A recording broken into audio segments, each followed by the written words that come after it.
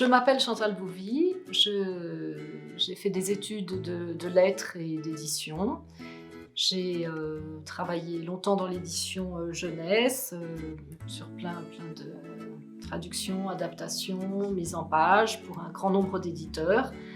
Et j'ai eu la chance de rencontrer Sabine, avec qui nous avons eu envie, très envie, d'écrire des histoires, au départ pour nos enfants, qui en avaient besoin. On vous expliquera après. Je suis Sabine Hoffman et moi j'ai fait des études aux Beaux-Arts en fait et j'ai travaillé dans plein de domaines différents avant et ensuite lorsque j'ai eu des enfants, j'ai mis mon fils dans une crèche parentale où j'ai rencontré Chantal et toutes les deux on a mis nos enfants dans une école Montessori et on était très attirés par cette pédagogie et par le respect du rythme de l'enfant et de l'autonomie.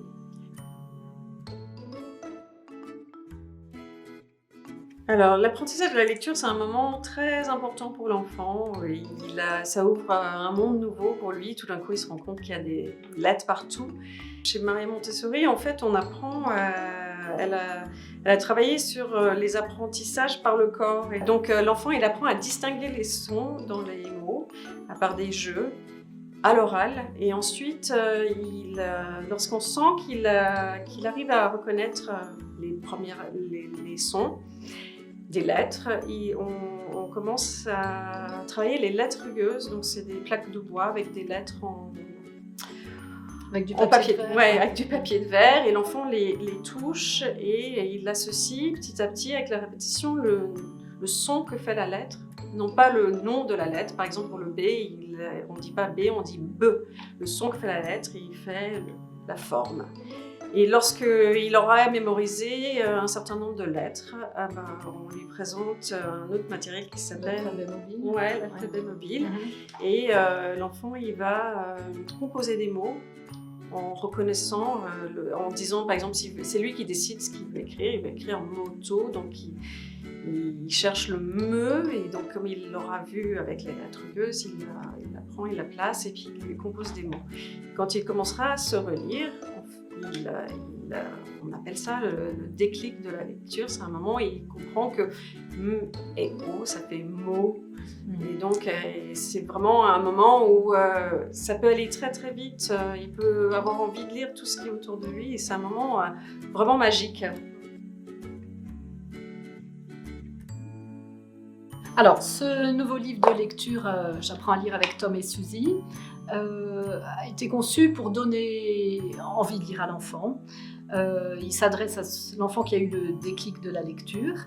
Il aborde évidemment au début les consonnes et les voyelles.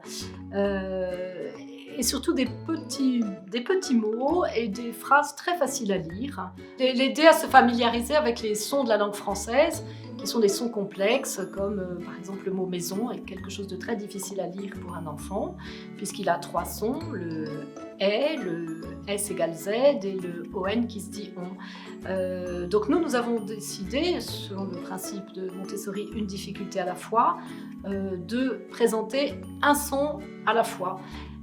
Donc ce livre se présente donc, hormis les premières pages, par des doubles pages avec qui présente un seul son. On a d'abord des petits mots faciles à lire. Ensuite, ce sont des petites phrases avec une structure syntaxique très simple, vraiment très simple. Il n'y a pas d'inversion, voilà, tout est facile. Et puis on enchaîne sur une petite histoire avec une grande illustration, ce qui fait un peu l'originalité aussi, ce qui contribue à l'originalité de ce livre, puisque l'enfant peut avoir le plaisir de lire d'ores et déjà une petite histoire. Je pense que pour utiliser ce livre à la maison, il faut le laisser par exemple à hauteur d'enfant, et que ce soit lui qui vienne vers le livre, que le livre l'attire, parce qu'il est très beau, il a des très belles illustrations sur toutes les pages, il est en couleur. Et je pense que déjà, il faut que l'enfant ait envie de voir le livre et que l'enfant ait envie de lire. Et je pense que déjà ça c'est quelque chose d'important. Et puis après, une fois qu'on ouvre le livre avec l'enfant, eh bien il faut que ça se fasse dans un moment calme où il n'est pas pas dérangé par... il ne faut pas qu'il y ait d'autres personnes autour, il faut que ce soit vraiment un moment privilégié, il n'y a pas la télé allumée, la radio, il n'y a pas de bruit parasite. Et c'est un moment vraiment, une relation d'intimité avec le parent qui va accompagner cette lecture, et on peut tout simplement ouvrir le livre et puis le montrer, suivre du doigt et commencer à faire lire l'enfant les premières lettres, les premiers mots. Il faut que ça reste simple Oui. Et vraiment de lire très peu s'il faut. Oui. Faut pas que ce soit des longs moments, c'est 10 minutes par jour, un maximum, et sauf si l'enfant demande beaucoup plus. Oui, ça arrive. Oui, ça arrive, et que ça reste un moment, parce que c'est un gros effort pour l'enfant encore le début de la lecture, donc il ne faut jamais oublier ça, et puis de vraiment faire attention à là où il en est. Le plus important, c'est que c'est le plaisir, parce que plus l'enfant aura du plaisir au moment de l'apprentissage de la lecture, plus il va être attiré par la lecture dans sa vie future.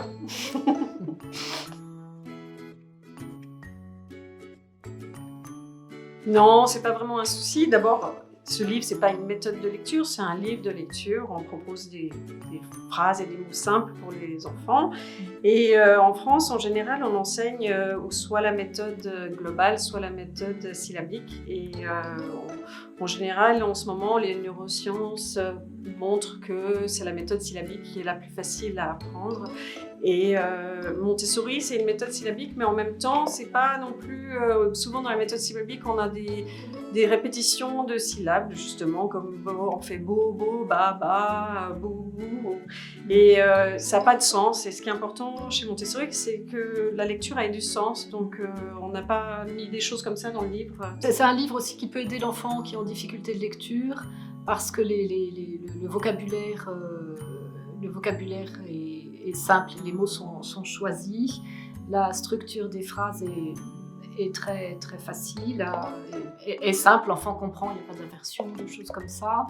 Il n'y a toujours qu'une difficulté à la fois, ce qui est très important pour mettre l'enfant en confiance, lui donner envie de lire, de continuer.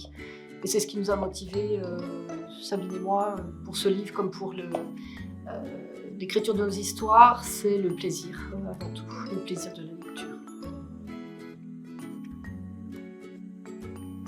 Les enfants s'identifient facilement aux personnages du livre de lecture, qui sont les mêmes personnages que ceux des coffrets Premières histoires Montessori. Tom, Suzy, Bozo, Mina, le papy, la mamie, les parents, les amis. Et ils ont le même âge, ils ont les mêmes centres d'intérêt, ils aiment bien rigoler, ils aiment faire des bêtises.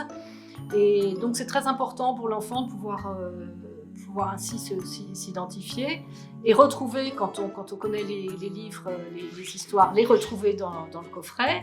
Et quand on a le livre de lecture, pouvoir ensuite découvrir, ensuite ou avant, enfin en même temps, les découvrir dans les histoires. Ils sont présentés au début du livre. Ils sont présentés. Les personnages, donc les enfants qui connaissent pas la collection, ils peuvent tout à fait juste utiliser le livre et partir avec ça. Oui. Et c'est la même illustratrice, Amandine Meyer, qui a fait les deux et ils sont super jolis. C'est très gai, c'est plein de couleurs.